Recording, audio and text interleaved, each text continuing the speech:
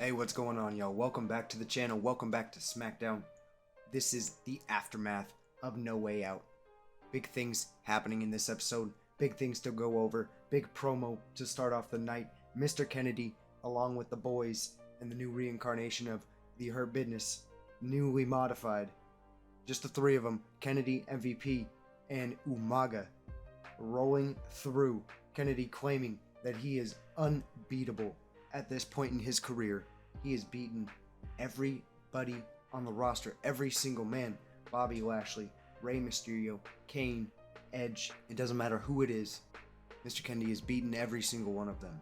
Mr. Kennedy says he has done everything that you can do on the SmackDown roster.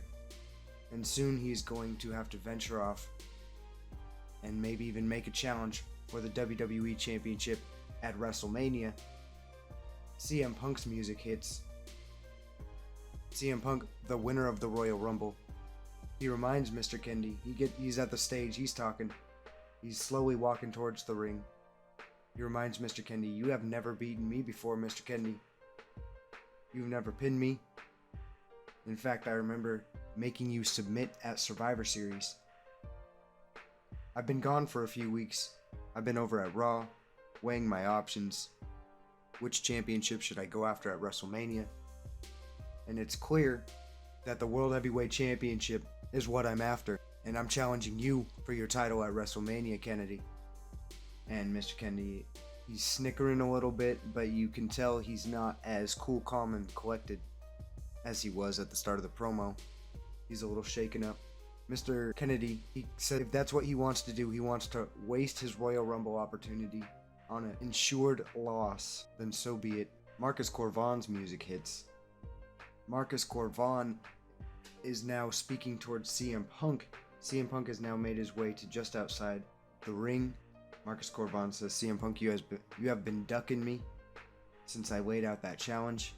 Give me that one-on-one match for your WrestleMania spot. Mr. Kennedy starts encouraging the two of them to fight. Mr. Kennedy doesn't really care about Marcus Corvan or CM Punk. He knows Marcus Corvan. He's a familiar enemy more so than CM Punk anyway. So Mr. Kennedy is like, yeah, beat the hell out of each other. Go right ahead. Please do it. Feel free. And so there's a three-way bickering argument type thing. Teddy Long comes out. He books the match for next week. Marcus Corvan, CM Punk. Winner will have that WrestleMania title shot. That's how this show opens up with that promo. We've got 4 matches on this match card. Let's get right into this preview. Match number 1, Carlito, William Regal, one-on-one exhibition action. Carlito coming off the heels of a pay-per-view victory over the monster, the Great Khali, in a steel cage match. And now he's got to turn right around and compete once more. That's just how it goes. Match number 2, tag team action, cruiserweight tag team action. Rey Mysterio, Gregory Helms teaming up against Chavito and Kenny Dykstra. Match number 3, Money in the Bank qualifier, 6-man ladder match. SmackDown's got 3 competitors. Raw's got 3 competitors. ECW, we'll see about ECW. But anyway, SmackDown's got 3 competitors. So we've got 3 matches to fill Money in the Bank participants. This is the first one, and it is the rubber match. Matt Hardy versus Jeff Hardy. Main event, huge 6-man tag team match. The fallout of the last few weeks of the Hurt Business shenanigans. Umaga, MVP, Mr. Kennedy, of course, the Hurt Business, taking on Bret Hart, Bobby Lashley, and Chris Masters. Now this team of Chris Masters, Bret Hart, and Bobby Lashley is, I wouldn't call it the most stable. It's pretty unpredictable. You know, these guys don't necessarily get along a whole lot with each other, but they do have the common enemy that is the Hurt Business. Getting right into the first match, we are simulating this bad boy, and we've got CM Punk and Marcus Corvan just in the role of managers to fill their spot in the segment. But we've got William Regal picking up the victory over Carlito. And it's not as clear-cut as it seems. Carlito's putting on a good match. William Regal's putting on a good showing. Ref gets knocked out, and JBL comes in with a sickening clothesline from hell, taking out Carlito, just absolutely destroying the boy. He's in rough shape. William Regal, he's not down with JBL. He's not a part of JBL's little shenanigans. However, he's going to do what he's got to do to pick up that victory. So, William Regal picks up the dubski after the ref comes a little bit more conscious. Carlito is not conscious. And JBL is just standing over Carlito after the match, grabs a microphone. Throughout this match, he was making reference to, if you want something done right, you got to do it yourself. He was not happy with Carlito's victory over Khali in the steel cage match, so he took matters into his own hands, interfering in this match with a nasty clothesline from hell. Match number 2 is the tag team match with our cruiserweights. We're going to simulate this one as well. Kenny and Chavo picking up the dubski over Gregory Helms and Rey Mysterio. And what happens here, Chavo gets the pin over the cruiserweight champion because Gregory Helms has turned his back on Rey Mysterio, his friend. Gregory Helms did a little bit of a slow turn, and Chavito is banding multiple cruiserweights against Rey Mysterio to get that cruiserweight championship back. After the match, they don't go crazy with it, but they do stomp down Rey Mysterio a little bit. Chavito hits a gory bomb and then a 5-star. Rey Mysterio is not in good shape. Chavo grabs the mic and he says Rey Mysterio has been disgracing the cruiserweight division. He doesn't care about the cruiserweight division, and he does not deserve to represent the cruiserweight division. It is Chavo's duty as a Guerrero to become champion once more and be the representation that the cruiserweight division deserves and needs. And the crowd does not like it. Gregory Helms and Kenny Dexter are both backing Chavo up, and Rey Mysterio, the champion, is not in a good state. Next match, we've got Matt Hardy, Jeff Hardy. No championship implications on the line, just a Money in the Bank qualifier. This match is next. Matt Hardy, he picked up the victory long ago at the beginning of this series. Jeff Hardy picked up the one-on-one victory last Sunday, 5 days ago, in a ladder match. This is that tiebreaker, 2 out of 3. Who is going to carve their name into that Money in the Bank match at WrestleMania? Jeff Hardy is the United States champion. But like we said earlier, this match has got nothing to do with the United States Championship. Nothing at all.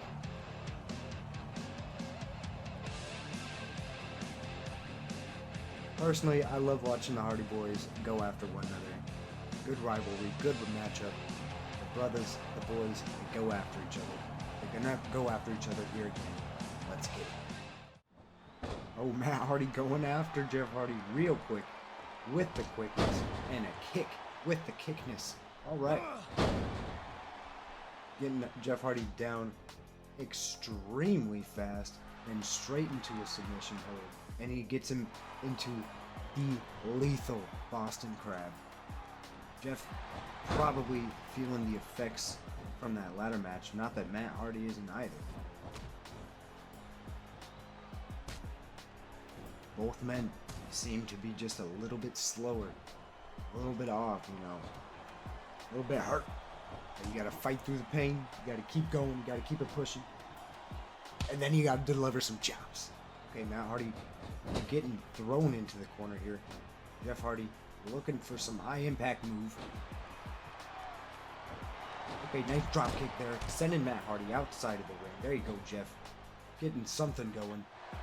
Huge leg drop from the top turnbuckle to outside of the ring. Jeff Hardy has no hesitation to put his body on the line. and that helped him out last Sunday at No Way Out.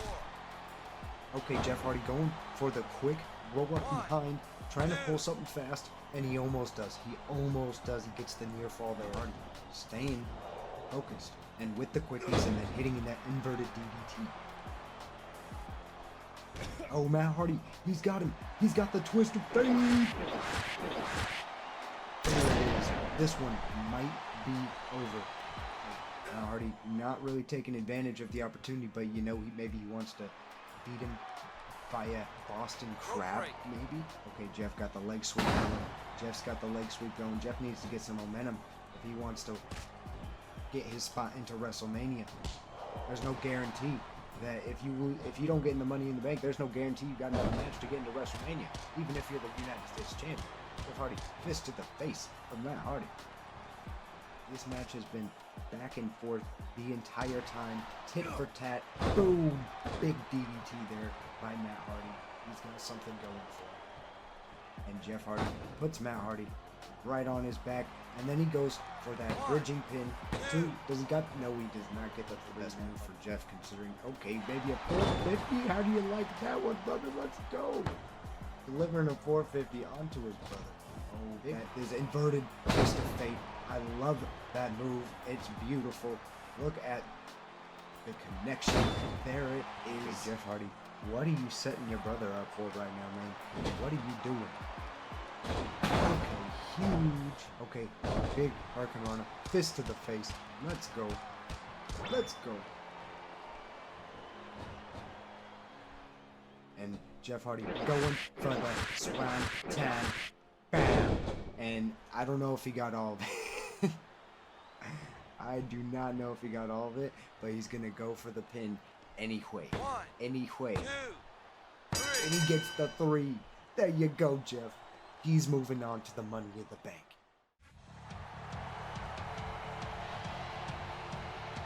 Jeff Hardy.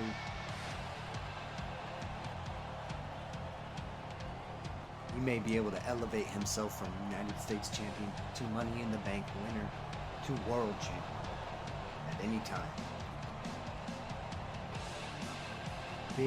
Big opportunity here for Jeff. Great match from Matt, but he just couldn't get it done. So this match 4 here on the gameplay was not in the card because it is not a match, it is a segment. Randy Orton still has not seen Edge since No Way Out. We know that Edge he disappeared. We don't know what happened. Randy Orton comes out screaming at Kane. He says, Kane, tell me where Edge is at. I know you know where he's at, Just screaming. He is spooked. He's not happy with what happened. He got his ass whooped. He's not feeling well. And Kane comes out, and who follows him, delayed, is The Undertaker. Randy Orton wasn't expecting to see The Undertaker again. But Undertaker is a member of Smackdown, folks. You want to know who Undertaker got traded for? Watch this footage right here. Yep. Okay, so we are going to trade The Undertaker for Finley. And we're going to see if this works out. Yes, sir. Yes, sir, it does. Let's go. So, yeah, The Undertaker for Finley, straight up. And that is just laughable. That just goes to show the good care that we've taken of Finley, right? Undertaker, former WWE champion, main eventer throughout this whole series at Raw, and then we trade him for Finley. But that's not the point of this right now. Undertaker is a member of Smackdown, and Kane says that he brought The Undertaker in because he knew Randy Orton would not just face him one-on-one. If Edge didn't get involved at No Way Out, maybe The Undertaker doesn't get involved. So, what gets booked is Kane versus Randy Orton steel cage match. And if Randy Orton can complete the match, he doesn't even have to win. If he can complete the match, The Undertaker will release Edge. And everyone will see Edge again, and it'll be a good time. But Kane wants Randy Orton and he doesn't care what has to happen to get it. So that gets set up for next week. Randy Orton somehow gets the victory here, but that's not important. Whatever. Doesn't really matter, but that is baffling. Good on you, Randy. Main event time. 6-man tag team match. This is going to be a big one, and it's going to be next. Chris Masters coming out for the first time since being kicked to the curb.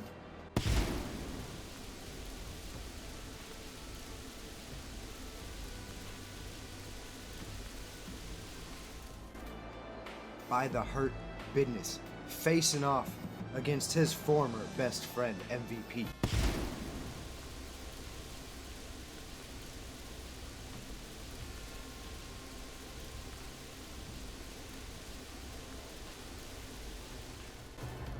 Although just because he was remorseful towards Bret Hart doesn't necessarily mean he is back in the good graces with the babyface side of the locker room or with the Smackdown fans.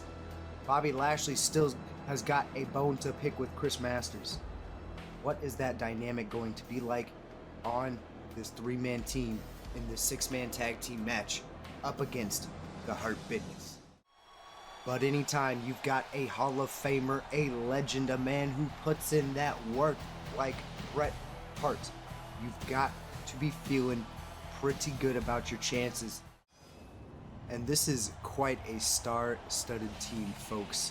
Bobby Lashley's a former world champion. He came so close to regaining that world heavyweight title just 5 days ago at No Way Out. Bret Hart is an absolute legend. Chris Masters was coming into his own. This is a good team, a very talented team. Bobby and Bret can do some damage. And if they're able to pick up a victory here, that is going to do a whole lot for any one of these men on this team. Back into the title picture, moving up that power ranking system. But to do that, they're going to have to beat this team who has been seemingly unstoppable. This is MVP's first time in the ring with Bobby Lashley since that attack, since Bobby Lashley went off the rails and went beyond the line.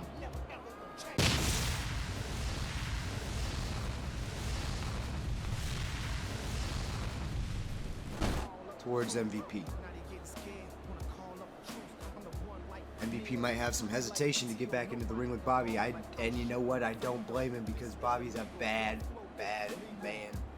But MVP, he can hold his own. He can hold his own. He's a talented competitor and he's really flourishing as of late. And when you got this piece of muscle like the Samoan bulldozer, this savage watching your back, causing chaos, wreaking havoc,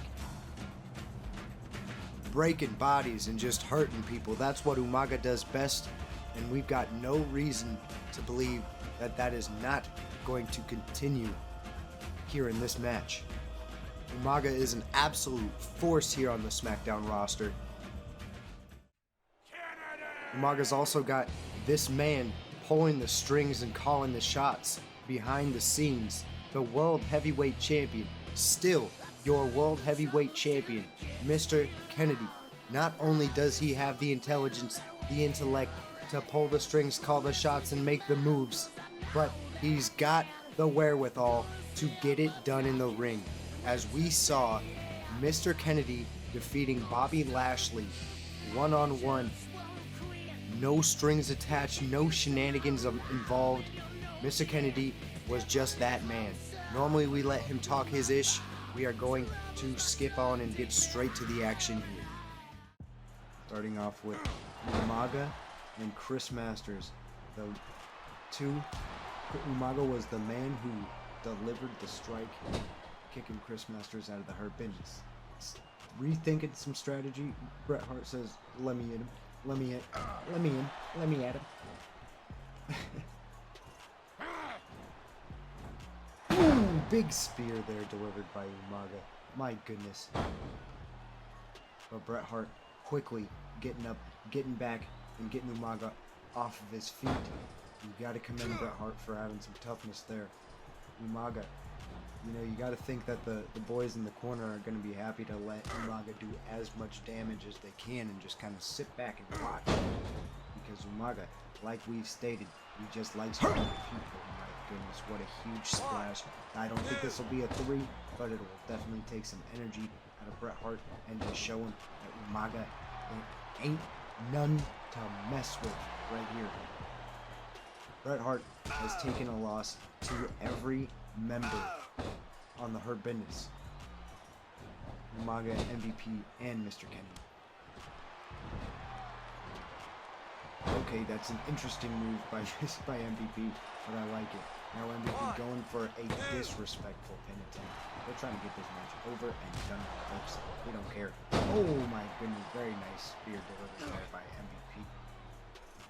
And the Hurt Bidness, it shows just how dominant of a team they are. They really do have some good ring awareness, some high ring IQs, because they know that if they can just keep one man isolated, it doesn't matter if it's a 6-man tag team match, a 10-man tag team, or a 10-man tag team match, my gosh, or a standard 2 versus 2. Okay, big splash, and then a huge Samoan drop delivered by Umaga, and Bret Hart is not looking good. Got a pin going. 1, 2, can we get it here? Bret Hart kicks out. The resilience of Bret Hart is admirable, but you know, there's the breaking point for everybody. Okay, Umaga delivering some big shoulders there. Huge shoulder blocks, and now he's gonna hit him with a shin to the chest cavity. My goodness, what are you doing? He's getting out of it. That's what he's doing. He's getting out of it. And he's staying frosty. That's also what he's doing. Now he's delivering those same shoulders to Umaga, dealing some damage to the big man, and now he's talking some shit. There we go. You love to see it from Chris Masters that he hits a huge elbow, and now things may be in their favor. Things may have swung in the favor for Team Bobby Lashley. MVP bringing in the champ. Bringing in the champ. Mr. Kennedy, he's looking fresh despite just being in a world title match 5 days ago. And putting Bret Hart into that tree of woe, and he's just going to feed him some boot now. Feed him that boot.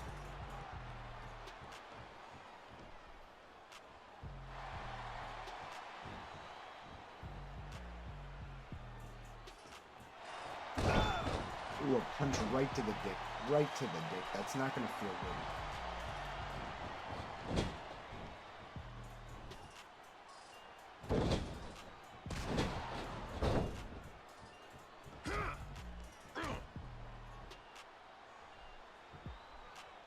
Oh, Mr. Kennedy hitting that mic check. The 2006-2007 version. And Mr. Kennedy dragging the limp body of Bret Hart over to their corner. And this might be 3. Bobby Lashley is able to break it up. MVP, you little shit. You little shit. And now you're going to just lose all of your momentum because you want to play around and play some dumb illegal competitor in this match for this team because he is not in good shape. And we're going on this triple team here. A huge suplex into a cross body there by an MVP. My goodness. MVP. This man, okay, he's going to have to break that up because Gary Kubiak is preoccupied, my goodness.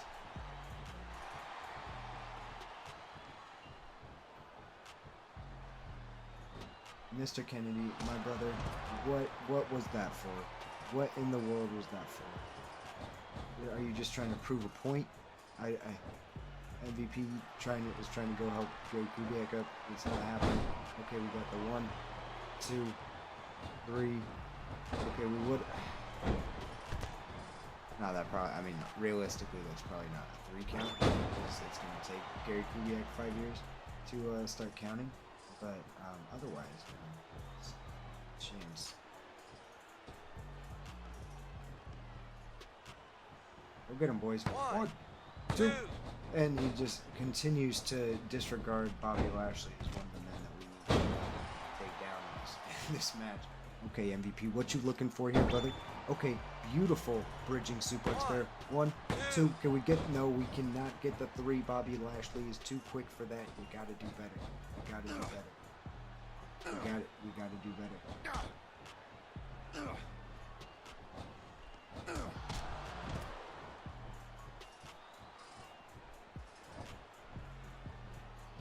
Oh man, that was my chance. That was the chance.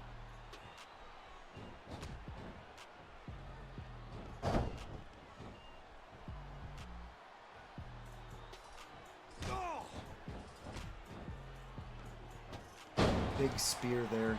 Can MVP get the 3? Probably not from that distance. It's too close for Bobby Lashley, and he does break it up. Get it? And MVP going for another bridging German suplex with another pin attempt. Can he get it here? He gets it. The Hurt Bidness picks up the dub ski. And they do so in a convincing fashion.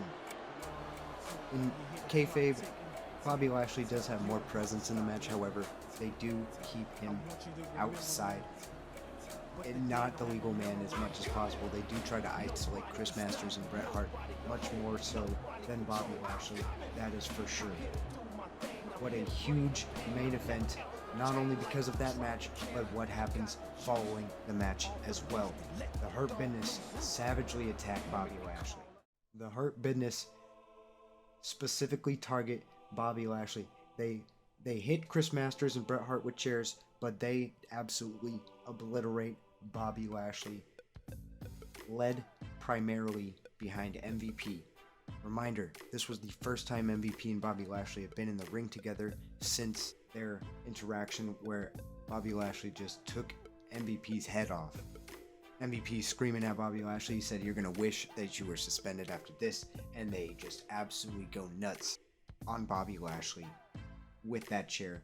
Umaga hits a Samoan spike somewhere in there, and Bobby Lashley is just a bloody mess, and MVP is just holding his face and just talking that shit. And that is how we go off air, and that is our show here on Smackdown. Now, it was a pay-per-view week. We got some major shenanigans here. We're gonna see, I don't think it's gonna show us the WWE.com, but I'm gonna show you the WWE.com. What you are seeing here is last week's the No Way Out WWE.com. ECW won fans again, despite SmackDown having a 4.5-star pay-per-view. I don't understand it, and it's just something the game doesn't want us to win General Manager of the Year. It's just the way that it goes. We're at 2.6 million fans. We're on a sharp climb up, but the numbers just don't reflect that. There's a graph there, but it doesn't make sense to me. So I expect that sharp increase to go right back down the very next week. Unfortunate, but it is what it is. We're still heading straight to WrestleMania with a whole lot of momentum. We just sniped The Undertaker. We've got 11 of the first 12 superstars on the Power 25, whatever, in WWE. King Booker somehow number 1 of everything, of everybody. But SmackDown rules the WWE. For some reason, the fans just don't correlate. Chavito back at number 3 in the power rankings, so good for him. CM Punk, number 4. Edge and Randy Orton over there at number 5. And we go down the list. Bobby Lashley no longer in the top 5. Kane back up there in the top 15. Umaga back in the top 15. All right, boys. Big moves. Let's go ahead, simulate over to the next week, and then check out what our competition did. Following No Way Out, Raw 3.5 stars. They have a vacant match, but it gets a half-star match rating. Explain that. Explain that. That is some debauchery. Y2J, Big Show, 2-star match. They're getting better. Good for them. It doesn't show who won the match. Interesting. Finley made his appearance. No, I think that was Undertaker because I'm pretty sure I traded for Finley after this, so I think that's probably why it got all screwed up. Oh well, 3.5 star match. ECW 4-star show. Johnny Nitro and Snitsky are a thing now on ECW. For them. Okay, and then we got Smackdown with 3.5 star show, despite every match being a 4-star match except for one 3.5 star. That doesn't make no sense. But this game just doesn't make sense. But thank you guys for watching. You guys are some real ones if you've made it all this far. So far into this series, just want to say I appreciate everybody watching, everybody following along, anybody leaving any kind of feedback, helping me get better. If you watched episode 1 to now, obviously you can see there's been a lot of growth as far as production quality and editing and not sucking as much. Still got a long ways to go, a lot of things to learn and a lot of things to get better at, but I appreciate every one of you guys sticking through this because it has been a little bumpy at times, for sure. So take it easy, everybody. We'll catch you in the next episode. Later.